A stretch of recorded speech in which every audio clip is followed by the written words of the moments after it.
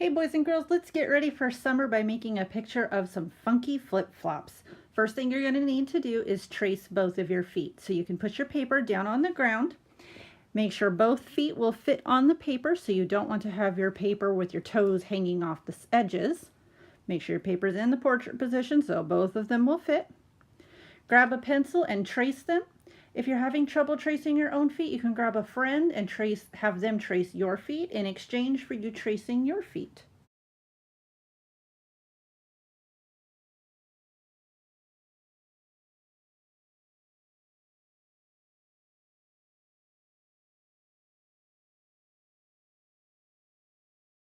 Now that you have your shoes drawn, you're going to pick either a line or a shape. You're going to repeat it over and over and over again to create a pattern on your shoes. You need to remember that shoes are symmetrical, so whatever you draw on one side, it must match on the other side. Whatever you put where the big toe is, must go where the big toe is on the other foot.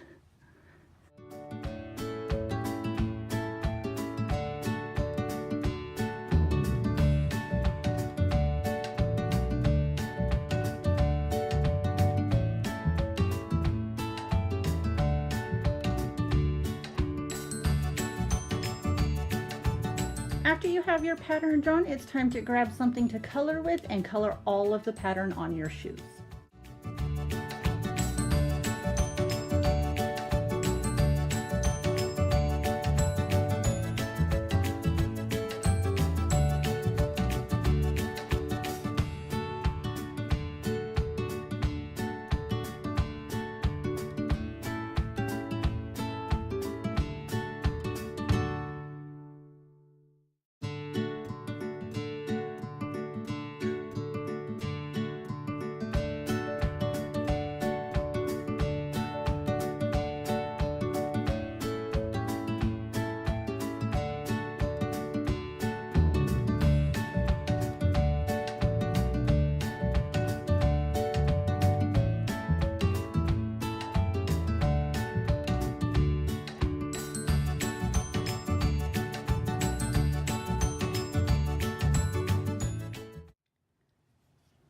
Once you have both of your shoes colored, grab a pair of scissors and you need to cut both of them out. Now it's time to begin assembling our flip-flops. We're going to make them 3D today, so the straps are actually going to pop up off the foot of the flip-flop. You have 2 sets of strips, two for each flip-flop. So the first set, up near the top of one of them, put a tiny dot of glue. And you're going to stick the next one onto it like you're starting to make a really fat letter A. You don't want this to be a skinny guy. You want this to be nice and wide and at a 90-degree angle. You have another set of straps for your other flip-flops, so make sure you do it to the same thing to that one as well.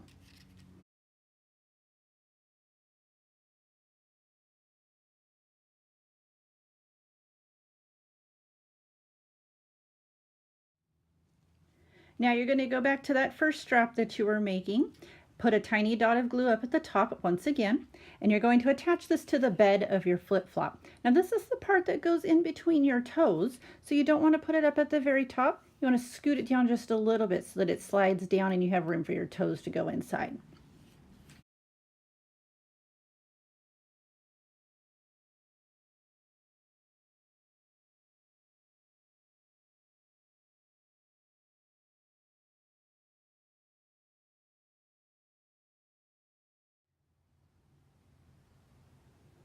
To make the 3D effect, it's best if you do this part while holding this up in the air instead of down on your desk.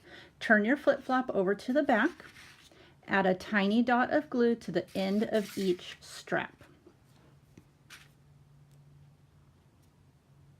Then you're going to take the strap and roll it, not fold it, and attach it to the back of the back of the flip-flop here. You notice I put it here by the side and not in the middle so that it has this great raised effect on your flip-flop. Do the same thing with the other side. Attaching it towards the side, rolling it towards the back, And then I'm going to pinch and hold and count to 13 really slowly in my head. This will give the glue lots of time to grab onto these flip-flops.